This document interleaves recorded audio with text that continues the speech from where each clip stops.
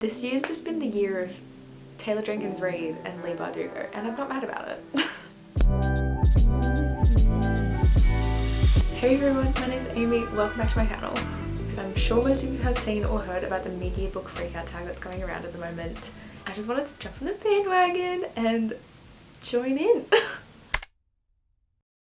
So I actually have 2.5 books for this question, and you'll understand why in a second. My 2 full books that I have that I just absolutely adored and love with my whole heart are Crooked Kingdom by Leigh Bardugo and Malibu Rising by Taylor Jenkins Reid. These books are so different, completely different genres. I loved each of them purely for the found family.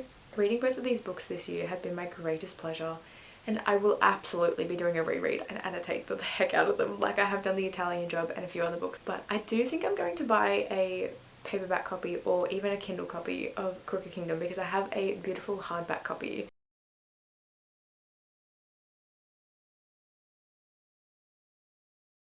That I don't want to annotate, but I really want to annotate the book. I will be doing a massive annotation through my copy of Malibu Rising. I just heart and soul adored that book. It was so amazing. I think one of the biggest reasons I fully connected with it was because I have 3 younger siblings myself, and I've always kind of felt like I was responsible for them. I raised these kids, you know, like oldest sibling. So I heavily connected to Nina and her character, and I just thought the story was beautiful. I will be rereading this very soon.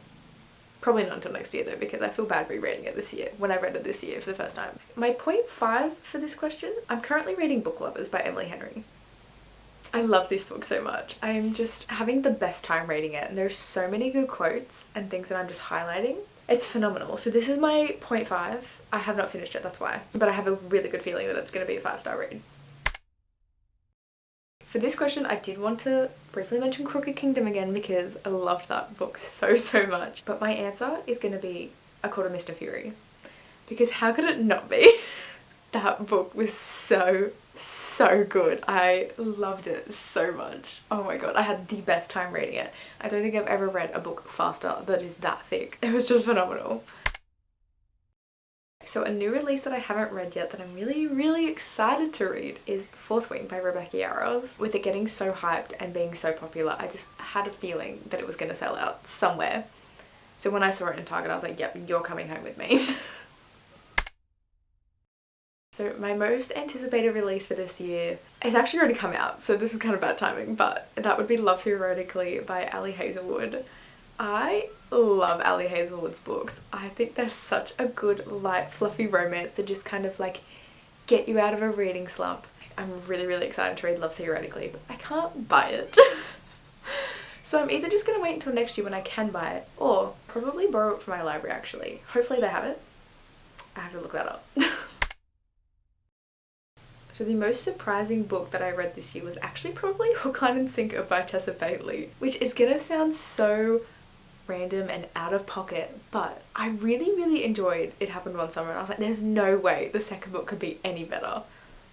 I was so wrong. so wrong. Wrong by a million different miles. Like, that book was so good. The character development in it for both of the main characters was just phenomenal. Learning about Fox's backstory, phenomenal. Hannah becoming more confident and just finding out who she is and just being a queen like she always should have been, phenomenal. One thing that did kind of let me down with that book though is I'm really not an epilogue girly, and that epilogue was just too much. It was just too much.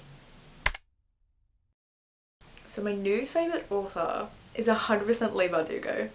Oh my god. She can do no wrong. So I've read every book in the Grishaverse universe at the moment except for Rollerballs, which is the second book in the King of Scars duology. I didn't have the best time reading the Shadow and Bone series. That was not my favourite. Like Six of Crows, Crooked Kingdom and King of Scars were just phenomenal. They were some of the best books that I have ever read. Blown away. Absolutely blown away. I love her writing so much. Her characters are just, they literally feel like real people to me. I just so badly wish I could read all of those books for the first time again. It was chef's kiss. Just perfection. Brilliant. Amazing. So my newest fictional crush. One has 100% got to be Nikolai. I love that man to death. Love him so much. He's from the King of Scars, if you guys didn't know, or the Grishaverse. But the other one that has captured my heart and soul and will not leave, Rhysand. I mean, just all the bad boys. I love them so much. Anytime that man is on the page, I just feel safe. It's amazing. He's amazing. I've already mentioned this book and I feel like I'm going to repeat myself a million times by bringing up this book, but Crooked Kingdom, again, by Leigh Bardugo. I'm pretty sure this book is like the only book that I've actually like sobbed over this year. The ending of that book had me sobbing for a solid 10 minutes. I just could not contain it. If I think about that book for any longer, I'm gonna cry again.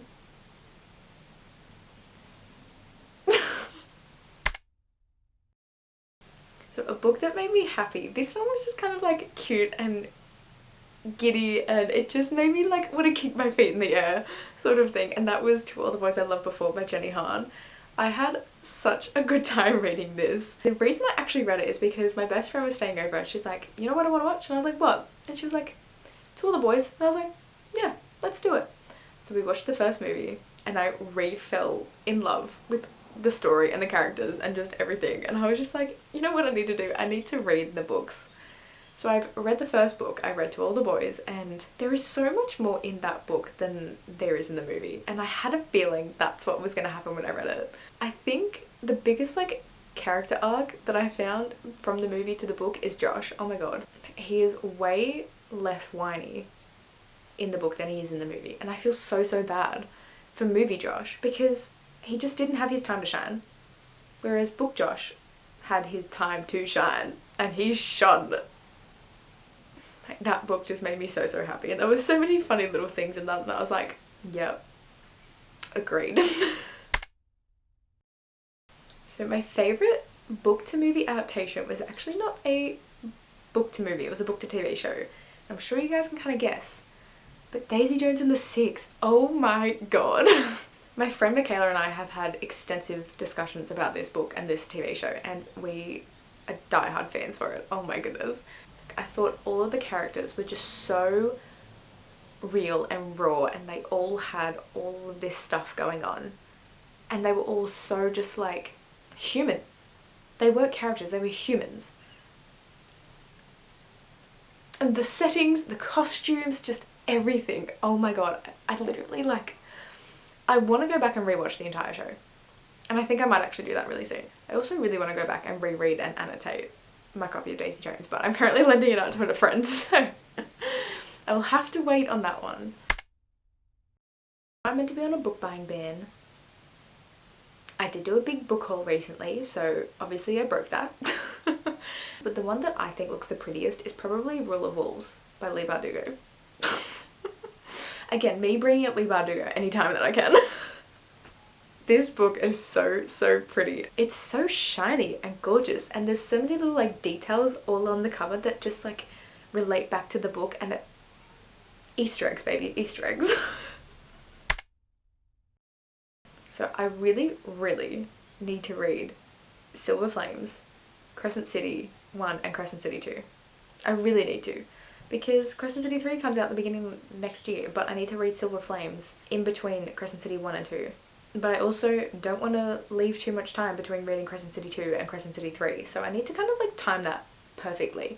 So those 3 books I need to read by the end of the year, just so I'm caught up and ready to go for when Crescent City 3 comes out.